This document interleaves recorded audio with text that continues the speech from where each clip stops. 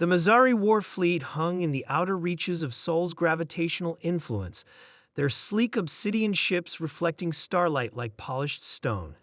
Fleet Commander Kezan stood on the bridge of the flagship Eternal Conquest mandibles twitching with anticipation. 300 ships strong, carrying the pride of the Mazari Dominion's warrior caste, they had conquered 17 systems in the last cycle alone. Begin approach vector to the third planet, Kezan ordered. Standard invasion protocol. His second-in-command, Vaz, studied the tactical readouts. Commander, our intelligence indicates this is a Class 5 death world. Perhaps we should. I've heard the stories. Kezan interrupted with a dismissive wave of his upper appendage. Exaggerations. No species that evolved on such a planet could develop significant technology. They'd be too busy surviving. Vaz hesitated. The preliminary scans show artificial satellites and defensive installations. Primitive barriers at best. They have yet to expand beyond their own system. Kezan's voice carried absolute confidence. We'll make short work of their defenses, then commence ground operations. The fleet accelerated toward Earth, passing the gas giants with their moons. The Mazari warriors had conquered planets twice as large as this one, with gravity wells that would crush these humans in their flimsy shells. What challenge could they possibly present? In the underground command center beneath Cheyenne Mountain, General Alina Santos watched the alien fleet's approach on the massive display wall. "They're holding formation, ma'am," reported Colonel Jenkins. "Approximately 300 vessels, maintaining combat stance." Santos nodded, her expression betraying nothing. 20 years as head of Earth Defense Forces had taught her to keep her emotions tightly controlled. Status of the orbital defense grid. Green across all sectors. Kinetic platforms charged and tracking. ASAT missiles prepped. Theta Station reports laser batteries at full capacity. And our guests haven't detected our defenses yet? No, ma'am. Stealth systems functioning as designed. Santos allowed herself a small smile. And let's welcome them properly. Commence Operation Thunderclap. Kezan was about to order the attack when space itself seemed to ignite around his fleet. From seemingly empty void, hundreds of weapons platforms decloaked simultaneously.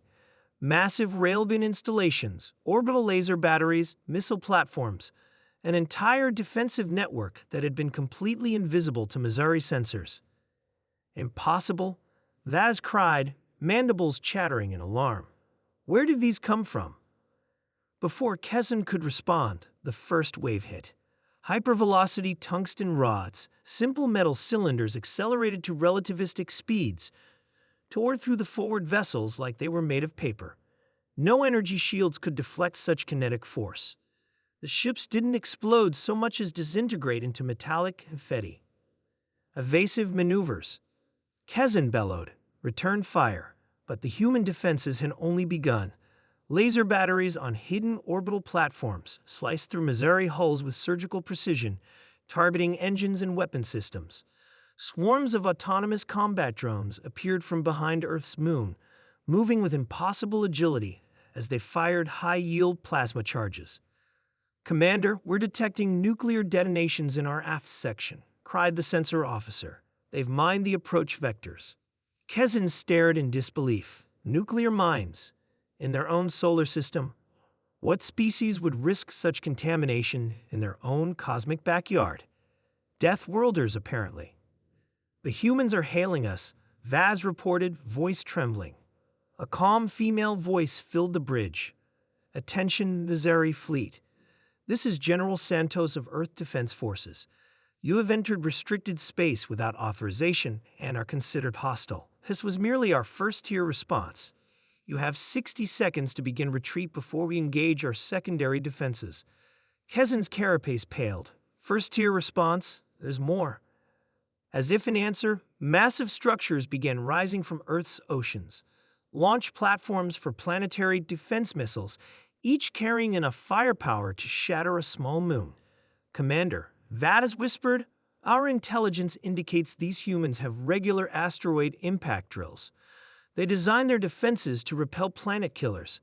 They live on a world where the weather can destroy cities, where the ground itself splits open and swallows thousands, where supervolcanoes could end their civilization at any moment. And they consider external threats just another Tuesday, Ketson finished, understanding dawning with terrible clarity. Another transmission came through, 40 seconds remaining. Retreat, Ketson ordered, shame burning through his pride. All vessels, immediate retreat. As the remnants of the once mighty fleet scrambled to escape, Ketson watched the redouts with newfound respect. The humans hadn't even deployed their main fleets. These were just automated defenses, basic planetary protection, as they called it. In the war room, Santos watched the alien fleet's disorganized retreat. "Should we pursue, General?" asked Jenkins. "No, let them go." Santos smiled grimly. "They'll spread the word. Sometimes the best victory is the one where the enemy runs home to tell stories about you. Think they'll be back?" Santos looked at the display showing the scattered alien fleet, already accelerating beyond Mars's orbit, not without serious reinforcements. And even then, she let the thought hang unfinished. On a death world like Earth, you didn't survive by being merciful to threats.